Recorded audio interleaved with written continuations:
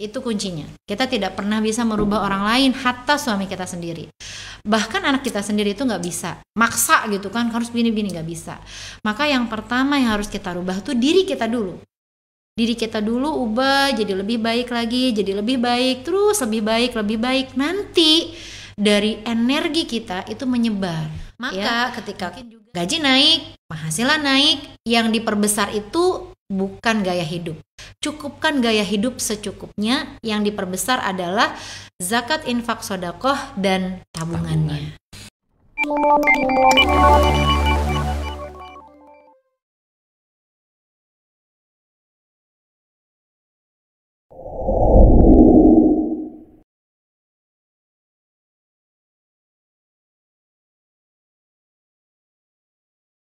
Ini ada pertanyaan, Mi. Apa tuh? Nggak tahu Umi bisa jawab apa enggak. Tuh?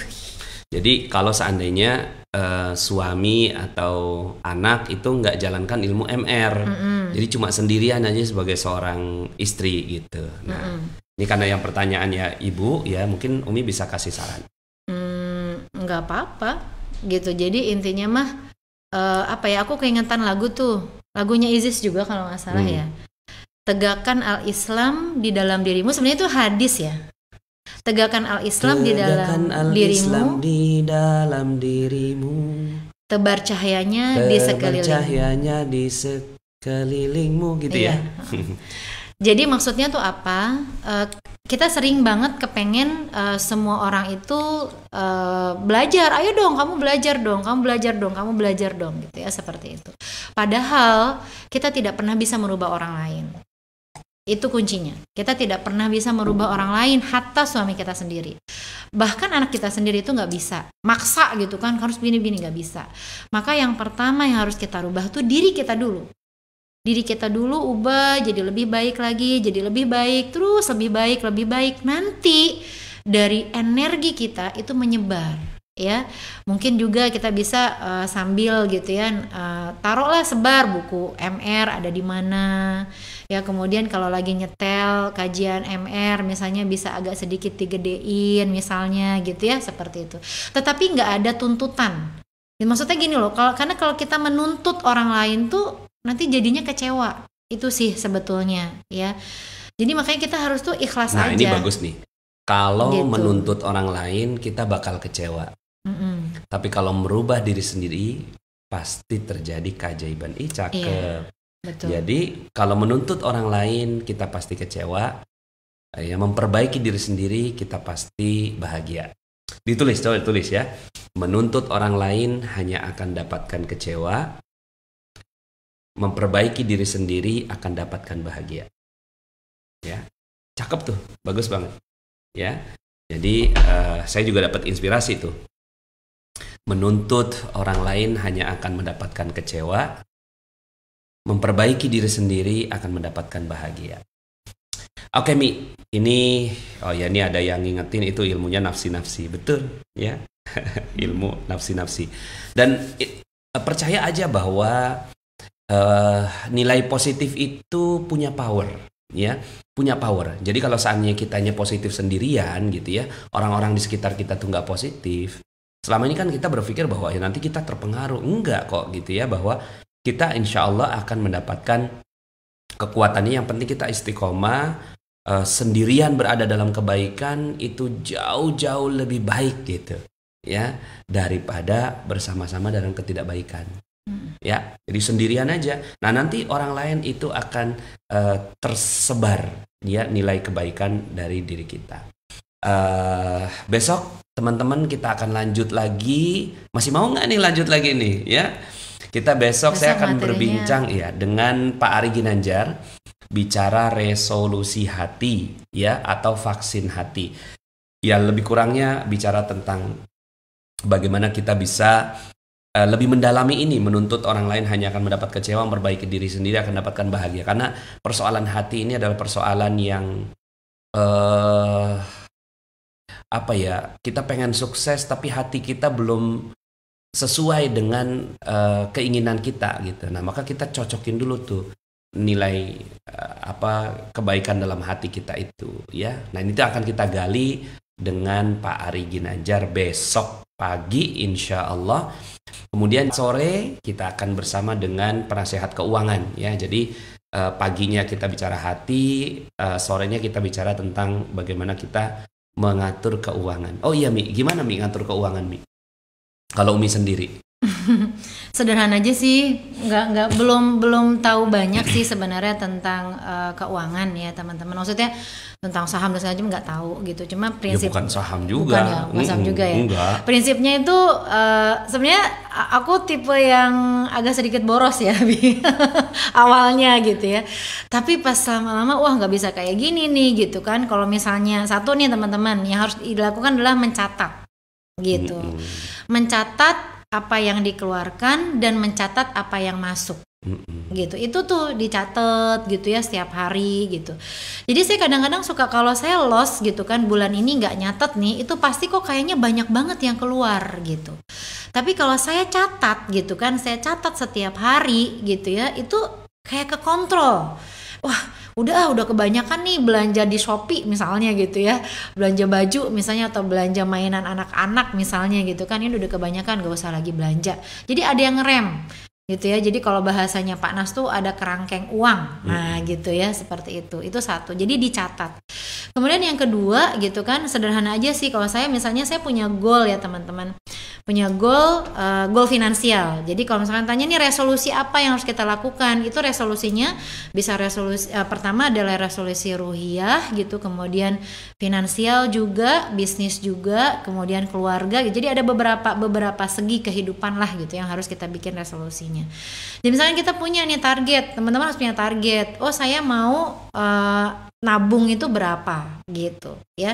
Jadi yang harus diinin tuh tabungan, kemudian infak sedekah gitu ya, infak sedekah. Nah, jadi targetnya tuh gini. Kalau saya misalnya teman-teman naik, kalau pegawai kan gajinya katakan misalkan tetap aja kayak gitu ya. Nah, maka ada langsung tuh dipisahin. Oh infak sedekahnya berapa gitu kan, infak sedekahnya berapa, tabungannya berapa, maka ada sisanya gitu kan. Nah itu di awal ya, tabungan itu di awal gitu kan, infak zakat itu di awal gitu, maka sisanya itu yang kita manfaatkan untuk kehidupan sehari-hari. Kalau kurang gimana? Kalau kurang cari gitu, usaha gitu, seperti itu gitu. Jadi kalau saya misalkan saya punya keinginan nih, misalnya misalnya punya tabungan sekian, atau misalkan saya mau kurban ini misalnya gitu ya. Nah, oke, berarti apa yang harus saya lakukan? Saya kejar target gitu kan. Saya kejar target lebih supaya bisa dapetin goal saya yang itu gitu. Seperti itu sih gitu kan teman-teman. Prinsipnya sederhana aja. Kemudian juga kalau misalnya nih komisi kita naik gitu kan, atau penghasilan kita naik, maka jangan naikkan gaya hidup gitu. Itu kuncinya ya. Jangan naikkan gaya hidup, karena kita tuh seringnya begitu. Gaji naik nih misalnya, gaji naik atau penghasilan naik gitu kan, itu kita udah kayak berasa orang kaya banget lah gitu kan, orang kaya mendadak gitu, langsung gaya hidupnya ditinggiin gitu ya. Padahal bisa jadi nanti mungkin akan turun lagi misalnya gitu ya.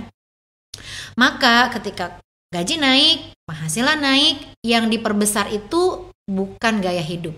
Cukupkan gaya hidup secukupnya, yang diperbesar adalah zakat, infak, sedekah, dan tabungannya. Gitu. Nah ini yang menarik teman-teman, ini terakhir ya, pembahasan terakhir, rahasia yang ada di Bu Yuni. Saya tuh belajar emas tuh malah dari beliau ya. Yang sampai sekarang akhirnya alhamdulillah saya syukuri sekali ya, kita sekarang ini bersyukurnya karena bisa menghidupi banyak sekali orang dalam bisnis emas dinar khairul razikin ini. Nah tabungannya Bu Yuni itu emas, jadi ada apa-apa tuh pokoknya tuh paksain beli emas gitu, paksain beli emas gitu. Itu rumusnya paksain ya. Rumusnya tuh paksain pokoknya. Kenapa emas nih? Karena emas itu nilainya stabil gitu. Emas tuh nilainya stabil. Jadi kalau misalkan kita nabung ya, misalnya katakan misalnya nabung 10 juta misalnya gitu ya. Nabung 10 juta tahun ini gitu kan, kemudian kita simpan di bank misalnya ya, nanti misalnya tahun 2030 ya akhirnya nilainya itu malah nggak bisa buat apa-apa gitu. Karena kan anak kami banyak kan, anak kami anak kami banyak gitu kan. Jadi saya menyadari bahwa setiap tahun gitu ya bayar sekolah itu naik gitu ya. Si kakak waktu dulu ya Farha masuk sekolah itu baru 10 jutaan gitu kan. Sekarang si adik itu kemarin terakhir masuk itu bisa mungkin nanti bisa hampir sekian puluh juta misalnya gitu ya. Jadi teman-teman lihat gitu kan, itu inflasi itu terus naik gitu. Nah ketika kita menyimpannya dalam emas ya, kalau kita menyimpannya dalam emas itu nilainya stabil teman-teman. Ya sebenarnya gitu ya, bukan naik sih sebenarnya, tapi dia nilainya stabil. Gitu. Artinya kalau teman-teman menyimpan emas saat ini, misalnya saya mau nyimpan emas nih buat biaya anak saya kuliah misalnya gitu kan, nabung gitu kan, nabungnya itu dalam bentuk emas. Nanti insya Allah gitu kan, itu kenaikan uang kuliahnya dia itu tidak lebih besar daripada kenaikan nilai emas. Gitu kan, itu sudah terbukti banget. Ya, jadi kalau misalkan dihitung misalnya nilai emas pada saat misalkan buat naik haji misalnya tahun 2000 misalkan tahun 1900-an misalnya dengan nilai emas pada saat sekarang, justru kalau kita menyimpan emas itu nilai ongkos naik haji itu malah lebih murah. Gitu. Seperti itu. Mi ada yang nanya nih Mi, cara simpen emasnya Umi itu gimana biar aman? Manual aja. Manual ya. Manual aja sih. Saya beli berangkas gitu kan, beli berangkas kecil gitu, terus kemudian ya saya simpan di situ. Gitu. Ya. Seperti itu. Saya catat juga. Tapi kita nggak kasih tahu berangkasnya di mana ya. Pokoknya kita gitu. simpan di berangkas. Kita merasa bahwa itu jauh lebih aman dibandingkan dengan kita menyimpan di bank. Terus juga kadang-kadang gini, saya nabung itu suka nggak bilang-bilang juga sama Pak Nas gitu. Kenapa begitu? Karena Pak Nas tuh kan dari dulu tuh tipenya kan tipe pebisnis. Karena kalau tipe pebisnis itu nggak usah nabung gitu, semuanya mau kasih ke modal gitu. Ya nggak Bi? Ya. Betul. Ngapain gitu ya buat bisnis, udah buat nabung, buat modal lagi. Sementara saya berpikir kayaknya gak bisa nih gitu kan, harus ada yang ditabung nih gitu. Jadi saya paksain gitu kan, paksain nabung gitu. Nanti suatu saat misalnya Pak Nas lagi kondisi lagi perlu banget misalnya buat bayar investor lah atau apa misalnya gitu kan. Nah saya bisa bilang nih saya punya tabungan gitu. Saya punya tabungan sekian, mudah-mudahan bisa cukup untuk bayar misalnya gitu. Kayak gitu sih. Oke, alhamdulillah teman-teman semuanya. Terima kasih ya. Mudah-mudahan ini tadi ada yang minta sering-sering live buat Umi gitu ya. Bismillah ya, karena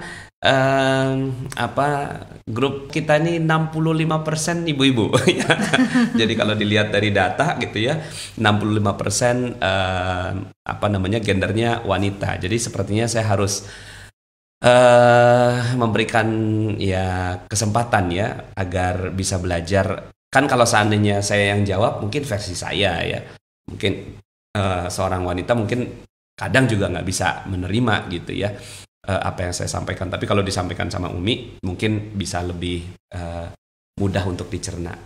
Terima kasih. Tapi coach saya itu panas. Alhamdulillah. Ya, apakah termasuk riba kalau kita simpan emasnya di bank, sewa berangkas? Ya, kalau sewa berangkas nggak apa-apa kalau di bank. Tapi nggak gampang juga sih. Nggak gampang sekarang lagi banyak ini. Ngantri. Ya di rumah aja ya. Kayaknya nih banyak banget ini emasnya nih dia yang nanya nih. Mbak Caca founder kayaknya sih emasnya 20 kilo kayaknya nih. Amin ya, mudah-mudahan. Baik, terima kasih. Mudah-mudahan Allah Subhanahu wa taala berkahi kita belajar menjadi orang yang lebih baik lagi. Bagi teman-teman yang belum subscribe dan baru saja menemukan channel ini, silahkan subscribe. Insya Allah Anda akan mendapatkan materi-materi yang terbaik dari channel ini.